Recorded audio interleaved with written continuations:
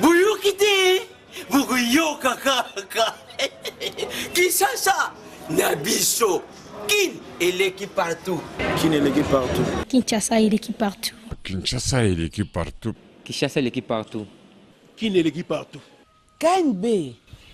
Kinshasa et l'équipe partout. Mbote bandeko balandi magazine KNB Kinshasa na biso pe bonne année na bino nyonso ba fidèle ya magazine oyo. Port ya ceinture de sécurité na mutuka ezalaka important pona ba passager nyonso. Kasi pona nini PC atiaka attention kaka na batu ya kiti ya liboso. Là moi ça pour la protection na biso moko. Au monde to kumba mituka boye toza ba chauffeur na ba chauffeur. Oya tengela ngona classe bayebi seti na ceinture de sécurité ayebi valeur nango. Mais mususu ayebi nete tango achango azomona te so sale kakeza ko empêcher. OK, eza n'importe makasi. Donc ezaka pour un accidenté soit okoki mambango so tambla mbango okoko simba franc brisque okoki kolongwa awa okoki komibamba na parapluie soit na vola mais grâce à ceinture et protéger yo moyen au sala mouvement na ezate mais même client soka chango okoki ko simba frère mouvement lo sala boye tango za na pelo comme ça ko protéger te okoki kolongwa omibambi mbala moko na parapluie donc ezaka ka danger yango monike ba roulage mingi balinga ko kangela ba eza infraction te pour na roulage mais ba kangela kango pour na insécurité na biso tango ba tiki biso to tamula bongo na ka accident okoki ko mibamba boye soko perdre donc au perdre yo moko mais ceux qui au moni roulage ya kangaka biso pour na ko protéger vie na biso donc ezala a danger te. Bon, ceinture asima donc pour nanga na mona neti bato asima kutu nde bazaka victime ya ba plusieurs accidents automona et salima rapina bato asima nde babimisa bango atana parapluie liboso côté chauffeur avandaka babimisi bango en cas de tonneau somme tout type na tonneau boy bato asima nde bazaka victime donc so ceinture wana ils en a car au moni on pena que nous en a quatre car avant que chauffeur le bano que là ta ceinture yo moko faut se protéger ou la tango. Bon, c'est vraiment pas intéressé, sauf que notre transport ne permet pas. Normalement, c'est un rabat à 2 personnes. Bah là, tu as un mais on voit la taxi na biso 4 personnes, moins tout le monde là tango parce que boza vraiment serré, voilà un peu. Mais vraiment c'est important, bah si ma pas 5 balles tango comme tout le monde. Tous sont conscients parce que eza garantie na biso moko.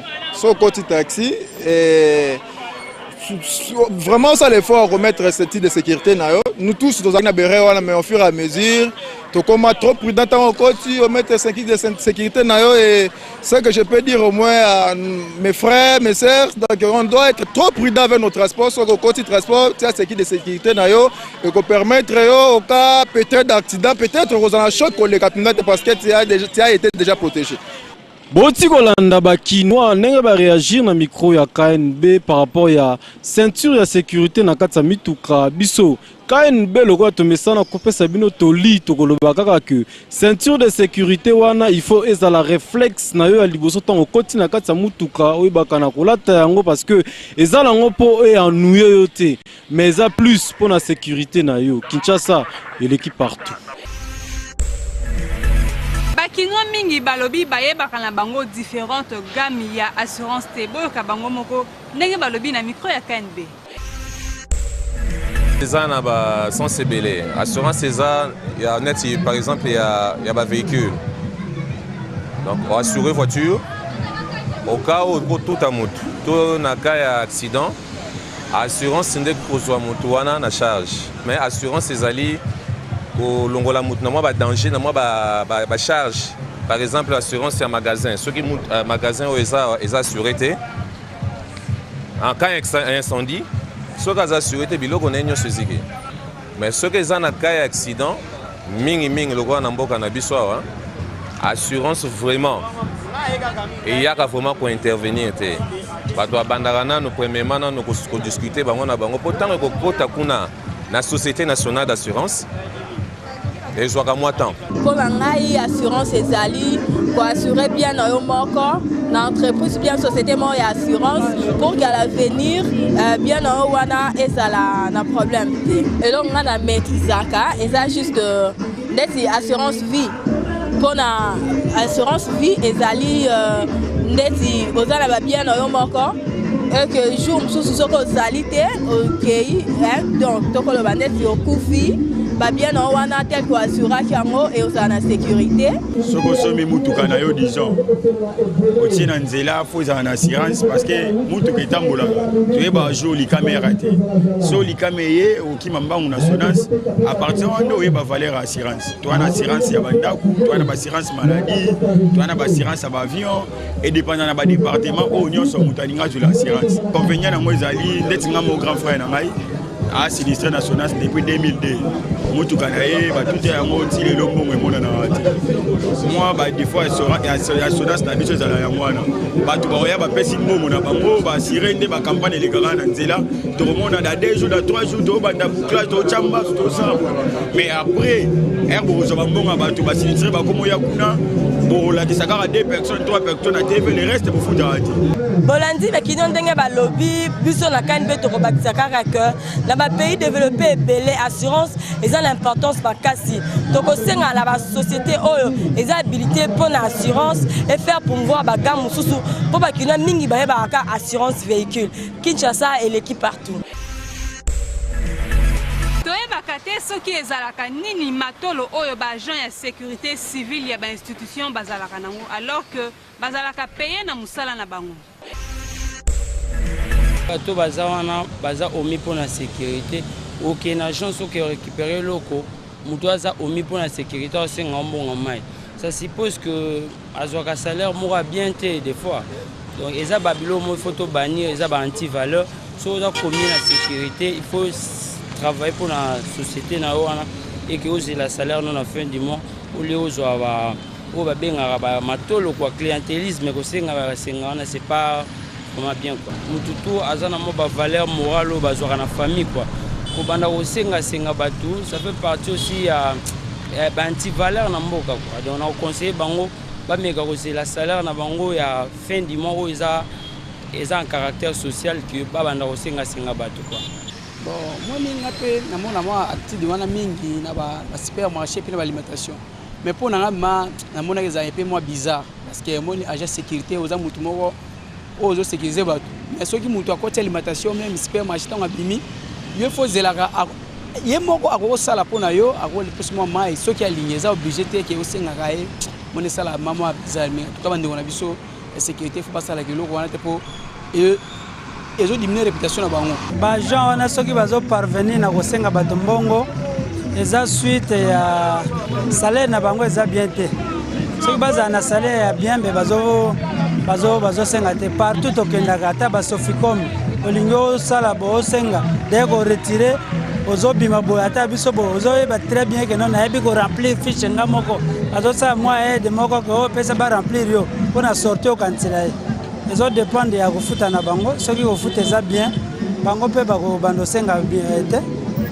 Bino mo botuko la nanenge bakino balobi na micro ya KNB biso to senga kaka na ba agent ya sécurité civile oyo bozala kalibanda ya alimentation to pe ba supermarché botika ko senga ba client bon bozela bango ba kabela bino parce que bozo bebisa image ya place ba engager la bino d'autre part peut to senga na ba agent to pe ba conduire ba société wana ya gardinage boye ba koza soin ya ba agent na bino po batika ko bebisa image ya ba société na bino Kinshasa et l'équipe partout. Bakinois mingi bayebaka signification ya ba statut o ezalaka na ba Carrefour te mais boyoka bango moko ndenge balobi na micro ya KNB. Selon ngai message na kaptaka que maboko wane veut dire juste que la RDC ezali pays moko uni. C'est juste l'explication à la compensation ça. Oui, l'unité non d'un pays. Ah, namona on dirait ça message moko ya lisanga moko lisanga bom moko mais n'habite selon ngai alors. Mais le qu'on namona ça signe 10 doigts et là ici liboke moko lisanga moko. Bon, quand on a eu statut ya pour kin mazière au papa moko telemi asimbi bana. Statut wana papa termine na kati docteur Liolo, muta poser yango docteur Liolo muta ko poser yango. Après cette éducation, alobi que non, na mupandi na ekoto. Mwana mwasi alati saki na mokongo ake classe. Na mupandi na ekoto yo, mwana mobali ya shege.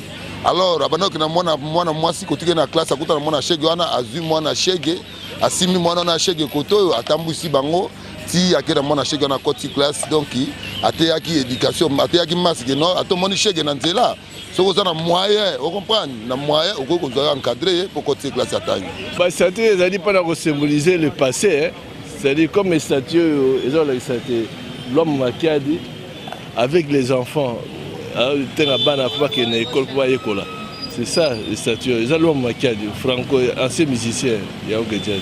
Non, sur l'éducation, donc il faut à la classe pour aller là.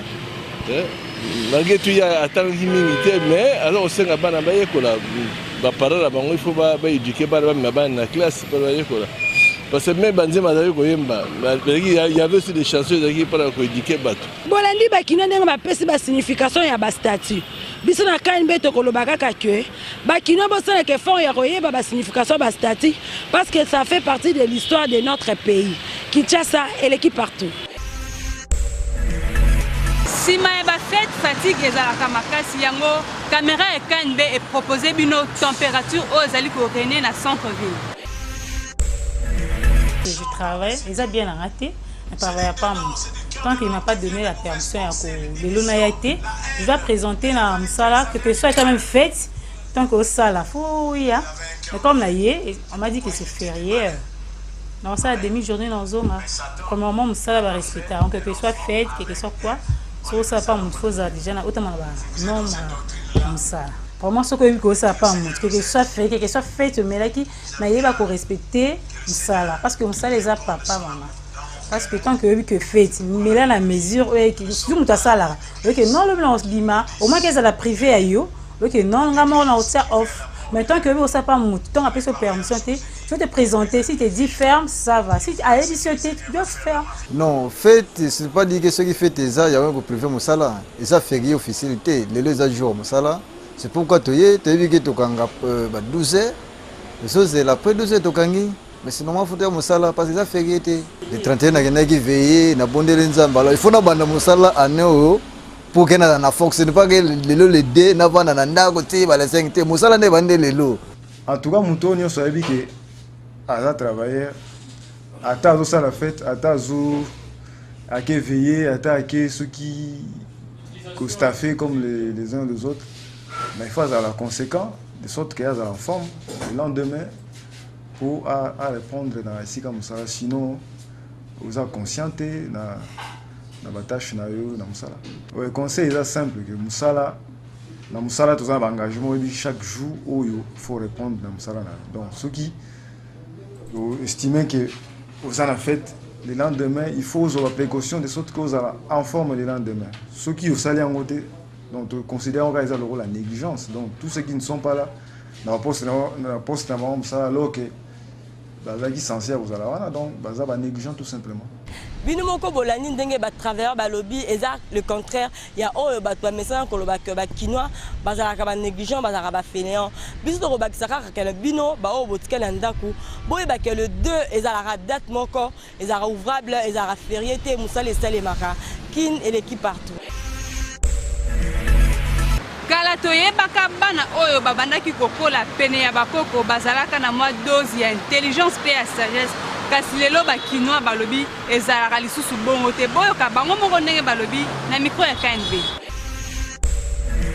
Voilà. En tout cas, bazalaka na éducation bana opesa bakoko na bango kolakisa bango misala bana ozana bango trop c'est pourquoi bana linga bango mingi bala sa bango misala c'est normal que alinga te ko ne ba simaye.